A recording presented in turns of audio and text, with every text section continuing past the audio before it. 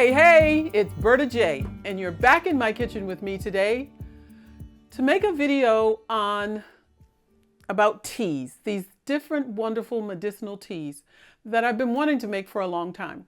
There's three. There's chamomile, ginger, and hibiscus. I want to make another announcement about me. I am not a medical person, and you need to talk with your doctor, speak with your medical practitioner to make sure that it's okay for you to drink any one of these, okay? Here's a cup of chamomile tea. And what I do is I use just the Bigelow tea bags, or you could get another type. And make sure, though, that when you read the ingredients, all that's in your tea bag is chamomile. This is a wonderful tea. You can drink this either hot or cold, and it's very good. Now, I'm going to tell you some things about it. I found out a lot of different positive things about each one of these teas, but it would be too much for one video, so I just chose a few things to tell you about. If you want more, I'll put a couple of websites below so that you can go and do some more reading to see what else may be able to benefit you. Chamomile contains antioxidants that promote sleepiness. I know, because I've used this when I couldn't sleep or I was having a tough time sleeping. One other thing is that it can protect against diarrhea, stomach ulcers, nausea, and gas. Those things that are related to digestion, and because it's also anti-inflammatory. Chamomile contains apigenin, and that helps lower the inflammation and reduce, believe it or not, different types of risks to cancers. That's what's in chamomile. There are a couple of adverse effects to it. You don't want to take it if you have any kind of allergies to like daisies or ragweed, because chamomile is a part of that family of plants. And if you drank this, you would get those same reactions that you do if you're around the ragweed or daisies. It also should not be given to children. It's like honey. You can't give honey to young infants up to 2 years old. You shouldn't give chamomile to young ones either. That's the last of that. And how you make it? Very simply. You take a bag from your box of chamomile and you rip it open. You drop it into a cup of hot water. This is an 8-ounce cup. You could use a smaller cup. It's just going to be a little bit stronger. You drop it in and let it steep for 3 to 4 minutes, and then you're done. And then you can drink it, okay? Now, that's chamomile. Okay, the next one that I drink a lot it's ginger tea. You just go to the store and buy a ginger root. You use a tablespoon after you peel and cut a good sized chunk of this, about an inch. Cut it into pieces or slices. Put the slices and the hot water together. Bring it to the boil. See how much? 2 cups of water. 1 tablespoon to 2 cups of water. And let it steep. It is boiling and steeping for about 4 to 5 minutes. Okay? And then after that's done, you're able to drink it. You can either take out the ginger pieces or leave them in. I like to leave them in. It's your choice.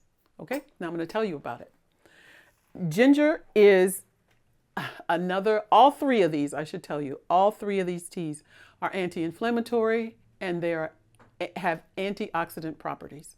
This one is no different. It has all those things. It's effective against nausea. I don't know if you've ever been on a plane or something like that, or train, or motion sickness. Ginger is very good for that. To eat a piece of ginger, or you could drink ginger tea, sip on it. Any type of nausea, like it's before or after surgery, and also morning sickness. It's good for morning sickness, but again, ask your doctor. I'm not a medical professional, okay?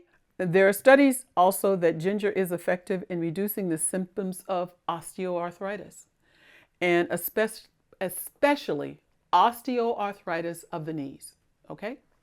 Another one of the benefits is that it too can lower your blood sugar levels. It also can help against oral bacteria, the bacteria that's in your mouth, which would cause gingivitis or periodontal disease.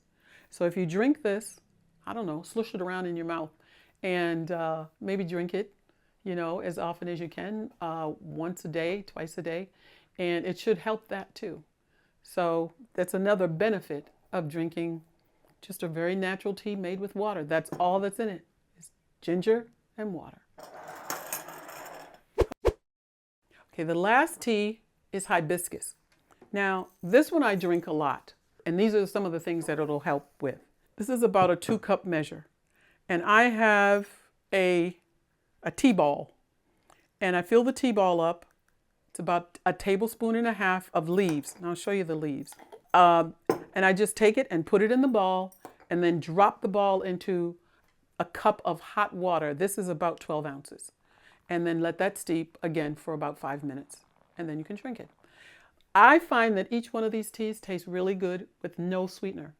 But if you want sweetener, it's perfectly okay. You make the choice of how you're going to sweeten it, but try it first with no sweetener at all, okay? Now, hibiscus is also packed with antioxidants, and it helps to fight any damage to your cells made by free radicals. We won't go into all of that, but it's good for you. It has antioxidants in it. It will help lower your blood pressure. It's not recommended if you already take medication because of what it does. It helps lower your blood pressure. It opens up your blood vessels. So if you're already taking a medication that's doing that, this would probably not be a good thing for you to take. Again, I'm not a medical professional, okay? It is also been shown in many tests and studies to help prevent cancer. It also helps to fight bacteria. And Dr. Greger recommends you drink like he drinks about 1/4 a day.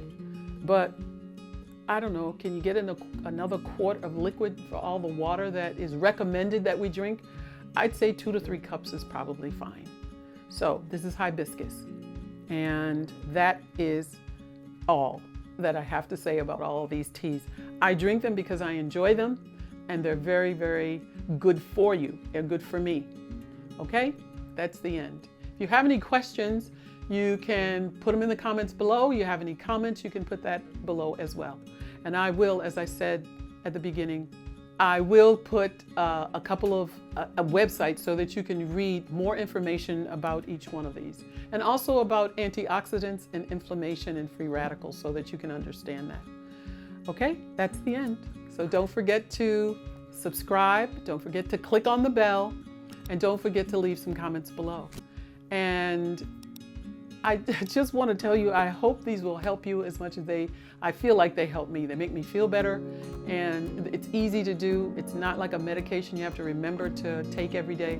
You can choose one of them because they all have antioxidants and anti-inflammatory properties, okay? So until next time, troopers. I messed that up. So until next time, troopers. Bye for now.